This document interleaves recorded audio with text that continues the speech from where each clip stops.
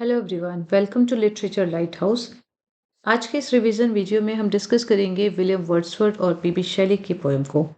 Major जो भी exam में क्वेश्चन पूछे जाते हैं उनको डिस्कस करेंगे और किस तरह से क्वेश्चन बनते हैं उन्हें भी डिस्कस करेंगे। ओके, तो स्टार्ट करते हैं। पहले हम देखते हैं विलियम वर्ड्सवर्थ की पोएम जिसका नाम है टिंटन एबी। कई बार एग्जाम में इसका फुल टाइटल पूछा जाता है, तो फुल टाइटल है इसका Lines composed a few miles above Tinton Abbey on revisiting the banks of the Wye during a tour. July 13, 1798. Okay, तो जुलाई 13, 1798 इंपॉर्टेंट है और फुल टाइटल भी आपको याद रखना है। कई बार पूछा जाएगा और कंफ्यूजन होता है। पब्लिकेशन एंड कलेक्शन, तो 1798 में कलेक्शन आता है। कॉलरिज के साथ इन्होंने पब्लिश किया था लिरिकल बैलेट्स। हालांकि इसमें किसी भी राइटर का नाम प्रिस्क्राइब नहीं था और इस पोएम को वर्ड्सवर्थ ने 5 इयर्स के बाद रीविजिट किया था टिंटन एबी में। रिवर वाई के किनारे है ये, तो वहाँ पे जो रीविजिट होती है उसके बाद उन्होंने मेंशन की है। ठीक है, तो यहाँ पे शुरुआत में लाइंस आती है 5 years have passed 5 summers। Okay, ऐसे करके लाइन आएगी तो वो आपको याद रखनी है। 5 summers with the length of 5 long winters। Okay, Wye river याद रखना है, 5 इयर्स का गैप है ये याद रखना है।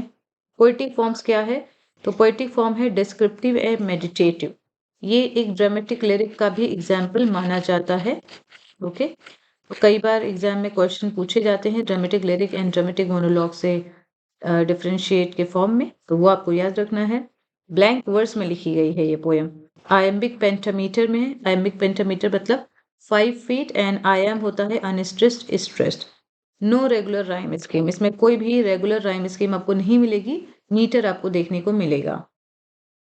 थीम्स अगर मैं बात करूं तो इसमें इन्होंने नेचर को as a moral and spiritual guide बोला है।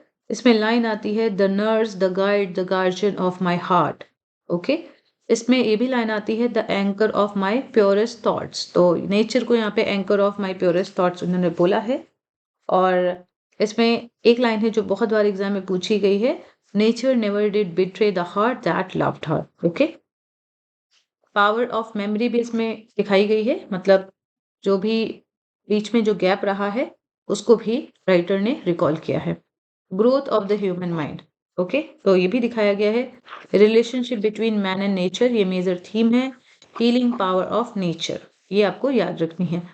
सेंट्रल कॉन्सेप्ट क्या है इस पोएम में, तो इसमें ये दिखाया गया है कि कैसे नेचर ने उन्हें डिफरेंट एजेस ऑफ लाइफ में इन्फ्लुएंस किया है, डिफरेंट स्टेजेस ऑफ लाइफ में उन पे नेचर का क्या असर रहा है। तो पहले यूथ में वो फिजिकल प्लेजर से एसोसिएट करते हैं नेचर को।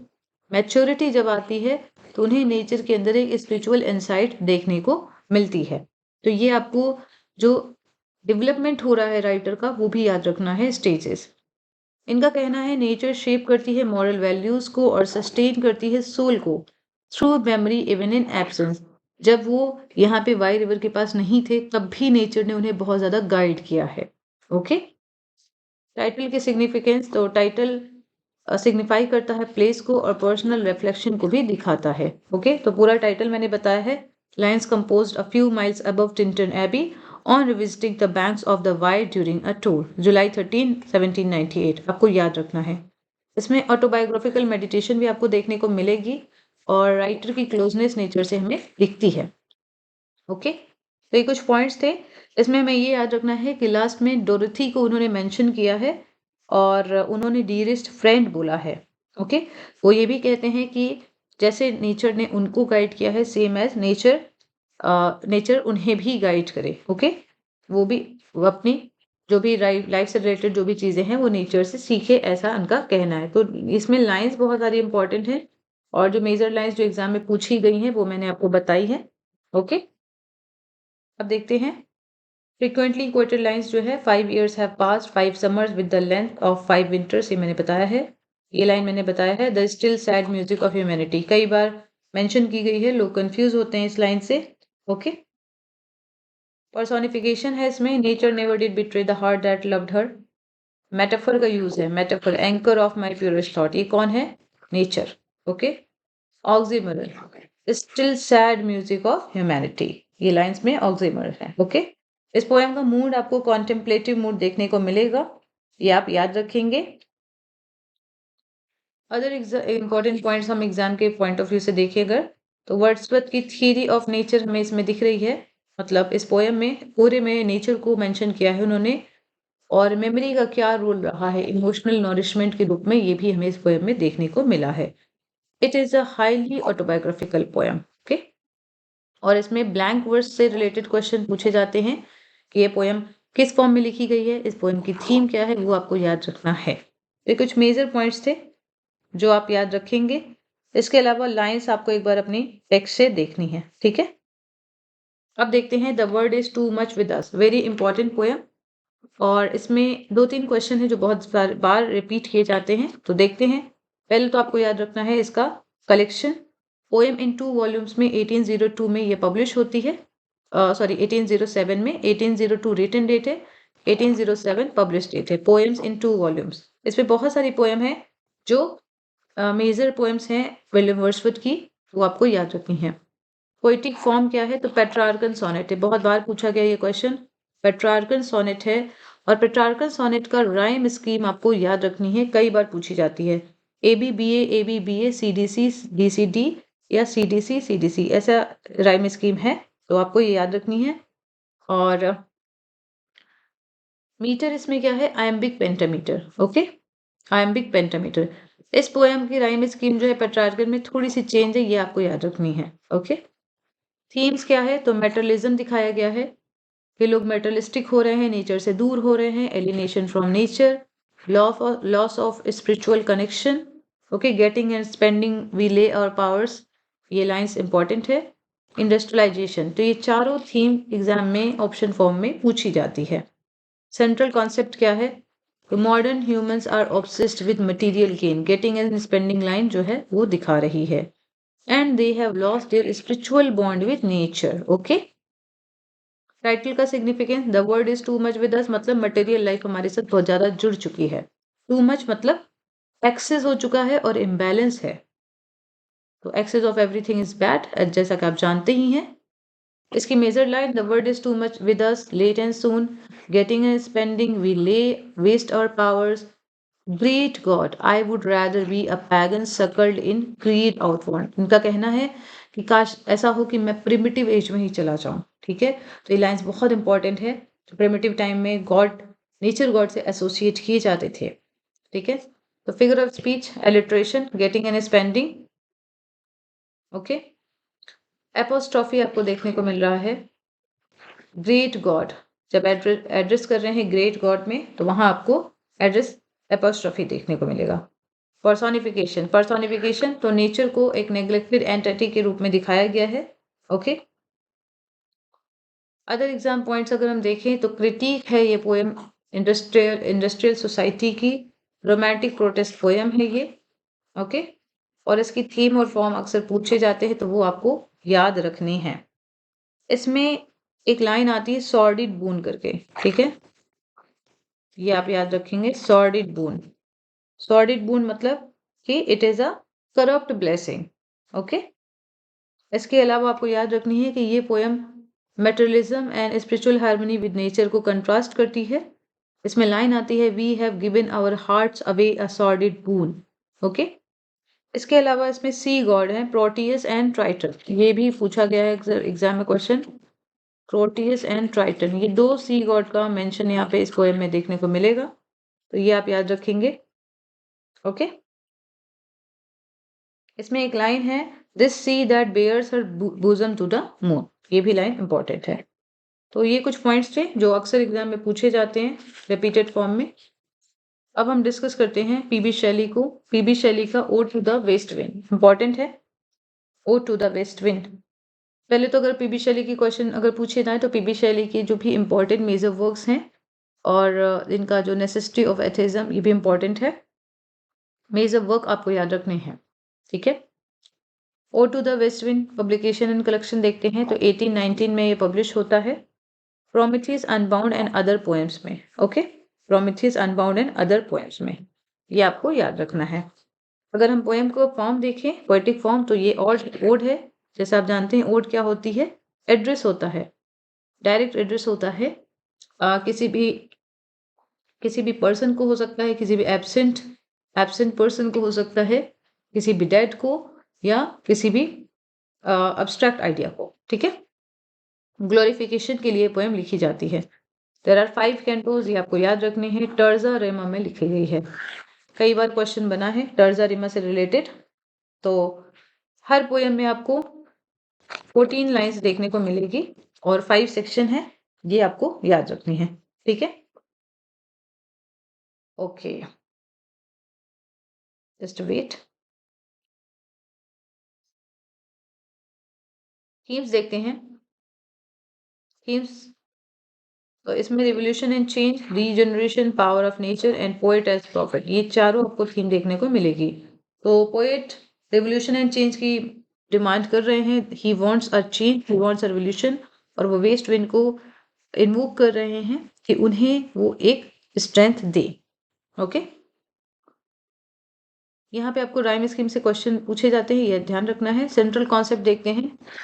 तो इसमें वेस्ट विंड को सिम्बलाइज किया गया है डिस्ट्रॉयर एंड प्रिजर्वर दोनों के तौर पे। डिस्ट्रॉयर ये डेथ लाती है, डीके लाती है, ऑटम सीजन, ओके, और ये रीबर्थ भी करती है। जो भी सीड्स जो भी जमीन के अंदर होते हैं उन्हें रीबर्थ करती है, रीजनरेट करती है। पोएट यहाँ पे चाहते हैं अपने आइडियाज को स्प्रेड करना लाइक द विंड। ओके, यहाँ पे लाइन आती है, O wild west wind the breath of autumn's being, ये आपको याद रखनी है। इसके अलावा इन्होंने लीव्स के लिए भी लाइन बोली है। इंचेंट्रेस वाली एक इमेजरी आती है, वो आपको याद रखनी है। टाइटल सिग्निफिकेंस, वेस्ट विंड है, एजेंट है चेंज का और रेवोल्यूशन का। ओके, मेजर लाइंस जो अभी मैंने बताई आपको, ये line, make me thy lyre even as the forest is, ये लाइन इंपॉर्टेंट है। If winter comes can spring be far behind, बहुत बार पूछी गई है लाइन। ठीक है, इसके अलावा इन्होंने डेड लीव्स को कंपेयर किया है पेस्टिलेंस स्ट्रिकन मल्टीट्यूड से। ठीक है, हर स्टेंजा की इंपॉर्टेंट लाइन आपको देखनी है एक बार, और किस स्टेंजा में इन्होंने कहाँ पे वेस्ट विंड को मेंशन किया है। जैसे कि एक स्टेंजा में इन्होंने ग्राउंड में मेंशन किया है, एक में उन्होंने एयर में, और एक में वाटर में। तो ये आपको याद रखना है। मेडिटेरियन सी का भी ये मेंशन करते हैं। तो यहाँ से क्वेश्चन बनता है कि किस स्टेंजा में कहाँ पे इन्होंने रेफर किया है। जैसे अगर मैं बात करूँ तो थर्ड स्टेंजा में इन्होंने वाटर में, मेडिटेरियन सी में जब वेस्ट विंड आती है तो उसका क्या असर होता है ये बताया है। ठीक है, सेकेंड स्टेंजा में ये बताते हैं एयर में, लाइक कैसे वेस्ट विंड क्लाउड्स को ड्राइव करती है। ओके, वो क्लाउड्स जो कि angel of rain and lightning है। और फर्स्ट में लैंड में वेस्ट विंड का जो भी असर है वो दिखाती हैं। तो ठीक है, शॉर्ट में मैंने आपको बता दिया है। फिगर ऑफ स्पीच देखते हैं। पर्सोनिफिकेशन, तो विंड को डिस्ट्रॉयर एंड प्रिजर्वर दिखाया गया है, पर्सोनिफिकेशन है। एपोस्ट्रॉफी आपको देखने को मिलेगी जब ओ वाइल्ड वेस्ट विंड बोलते हैं, तो डायरेक्ट एड्रेस है। इस पोएम की टोन आपको याद रखनी है। टोन इसकी होप एंड रिन्यूअल से फिल्ड है। Okay, make me thy lawyer, ये लाइन इंपॉर्टेंट है। मेटाफर आपको दिखा, यहाँ पे पोएट एज लायर लिख रहे हैं। ठीक है, मेक मी दाई लायर, ये मेक मी लाई का लायर नहीं है, मेक मी दाई लायर है इसलिए। ओके, अगर हम और एग्जाम पॉइंट्स की बात करें तो इसमें पॉलिटिकल अंडरटोन हमें देखने को मिलेगी। शैली एज रिवोल्यूशनरी पोएट भी देखने को मिल रहे हैं इस पोएम में। सिंबोलिज्म भी इस पोएम में बहुत ज्यादा है, तो सिंबोलिज्म से क्वेश्चन बन सकते हैं, तो वो आप देखेंगे। लाइंस इंपॉर्टेंट आपको देखनी है। ओके, ये कुछ मेजर पॉइंट्स थे। टू ए स्काईलार्क अब देखते हैं। तो टू ए स्काईलार्क इसका पब्लिकेशन है 1820। What is the publication? 1820। Prometheus, unbound and other poems में ही ये पब्लिकेशन है। Poetic form and rhyme scheme देखते हैं। तो it is a lyric form, it is a kind of lyric. Okay, 21 stanzas हैं, 5 lines each, तो 21 into 5 हो जाएगी 105 आई थिंक। नो, हाँ 105। There is 105 lines. Okay, rhyme scheme क्या है? A B A B B, A B A B B. Okay, ये आपको याद रखनी है। और ये टू द स्काईलार्क इन्होंने तब लिखी जब वो इटली में रह रहे थे। इस पोएम में स्काईलार्क किस चीज का सिंबल है? तो स्काईलार्क ट्रांसीडेंट जॉय का सिंबल है, आइडियल पोइट्री का भी सिंबल है। तो इसमें जो जो सिमिलीज आई हैं, जिससे कंपेयर किया गया है स्काईलार्क को, वो आपको नोट करनी है। इस पोएम की थीम्स देखते हैं। Ideal Joy, beauty, imagination and transcendence, ये सारी मेजर थीम्स हैं। सेंट्रल कॉन्सेप्ट क्या है इस पोएम का? तो स्काईलक सिंबलाइज करती है प्योर स्पॉन्टेनियस जॉय को, जो कि फ्री है पेन एंड सॉरो से। तो नाइटिंगेल वाली आपको इमेजरी दिख रही होगी। ह्यूमन हैप्पीनेस लिमिटेड है, लेकिन स्काईलक का सॉन्ग ये परफेक्ट है और इटर्नल है। ओके। टाइटल की सिग्निफिकेंस, तो यहाँ पे स्काईलक नाम आपने दिया देखा है, टू आई स्काईलक, ये सिंबल है आइडियल एग्जिस्टेंस का। ओके। एक चीज आपको और याद करनी है, टू द स्काईलक, जब द आ जाएगा तो ये वर्ड्सवर्थ ने लिखी है टू द स्काईलक। जब टू आई स्काईलक आएगा तो शैली ने लिखी है। इसमें जो फेमस लाइन्स है जो अक्सर एग्जाम में पूछी जाती है वो है hail to thee blithe spirit. Okay, तो ब्लीथे स्प्रिट वाला पॉइंट भी इंपॉर्टेंट है। हायर स्टिल एंड हायर, ये भी लाइन आई है इस पोएम में। ओके, तो पहली लाइन है hail to thee blithe spirit. Blithe spirit मतलब eternal spirit. Okay. Figure of speech है, तो बहुत सारे इसमें फिगर ऑफ स्पीच हैं जिसमें सिमिली मेजर है। तो स्काईलक को किससे किससे कंपेयर किया गया था? क्लाउड से, स्टार से, पोएट से। ठीक है, बोला जाता है you are star of heaven. Okay, ये भी बोला गया कि she is like a glow warm golden, she is like a maiden in a palace tower. Okay, और रोज एम्बावर्ड भी एक इमेजरी आती है, ये आपको ध्यान रखनी है। सिंबलिज्म आपको देखने को मिलेगा, इसका स्काईलक है आइडियल जॉय का सिंबल। हाइपरबली भी हमें देखने को मिला। एग्जैजरेटेड फ्रेज हमें देखने को मिली बर्ड के सॉन्ग की। बहुत सारी इमेजरी आपको देखने को मिली है, बहुत सारी सिमिलीज देखने को मिली है। ओके, और आपको अदर एग्जाम पॉइंट्स देखिए। कंट्रास्ट है between human sorrow and ideal joy. तो human sorrow and ideal joy के बीच जो कंट्रास्ट देखने को मिला है वो आपको समझना है। तो इसमें लाइंस कहाँ से आपको रेफर करना है? Our sweetest song are those that tell a saddest song, ये line human sorrow and ideal joy को दिखा रही है। ठीक है, और अगर हम बात करें तो ये स्टैंजा 18 में ये लाइन आती है जो मैंने अभी बताई आपको लाइन। शैली की लिरिकल इमेजिनेशन हमें देखने को मिलेगी, इससे सिंबलिज्म से क्वेश्चन बनेंगे। इसके अलावा आपकी जो भी फिगर ऑफ स्पीच आए हैं, सिमिलीज, वहां से क्वेश्चन बनेंगे। ओके, तो आज दोनों राइटर के बेसिस पे कुछ क्वेश्चन देखते हैं। तो टिंटन एबी किस फॉर्म में लिखी गई है? Blank words. Okay, nature never did betray the heart that loved हर, ये किस चीज को रेफर कर रहा है? तो नेचर के मॉरल गाइडेंस को रेफर कर रहा है। The world is too much with us, ये किस फॉर्म में लिखी गई है? तो it is a Petrarchan sonnet. Getting and spending, ये किस चीज को रेफर कर रहा है? तो ये रेफर कर रहा है मटेरियलिज्म को। O to the west wind, ये किस फॉर्म ऑफ राइटिंग को यूज कर रहा है? तो terza rima. Okay, terza rima. West wind symbolize कर रहा है, तो क्या सिंबलाइज कर रहा है? Change and revolution. Okay, if winter comes can spring be far behind, ये क्या सजेस्ट कर रहा है? Hope and regeneration. तो मैंने आपको बताया था टोन कैसी है। टू आई स्काईलक, ये क्या सेलिब्रेट कर रहा है? तो ये आइडियल जॉय को सेलिब्रेट करती है ये पोएम। स्काईलक को कंपेयर किया गया है। अब देखिए यहाँ पे एक वर्ड आ गया एक्सेप्ट, तो ऐसे ही क्वेश्चन आपसे एग्जाम में बनेंगे, तो आपको सारी सिमिलीज याद रखनी है। क्लाउड से कंपेयर किया है, स्टार से, पोएट से, वॉरियर से नहीं किया गया है। ठीक है, वर्ड्सवर्थ को एसोसिएट किया जाता है, तो वर्ड्सवर्थ का एसोसिएशन हम देखते हैं रोमांटिक नेचर वर्शिप के साथ। ओके, फाइनल एग्जाम टिप देखते हैं। अगर रोमांटिक पोइट्स की हम बात करें तो आपको हमेशा नेचर का कॉन्सेप्ट समझना है।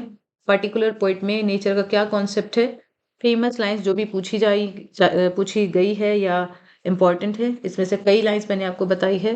फॉर्म इम्पॉर्टेंट, किस पोएटिक फॉर्म में लिखा गया है, किस रोमांटिक आइडियोलॉजी को राइटर सजेस्ट कर रहे हैं या राइटर बता रहे हैं।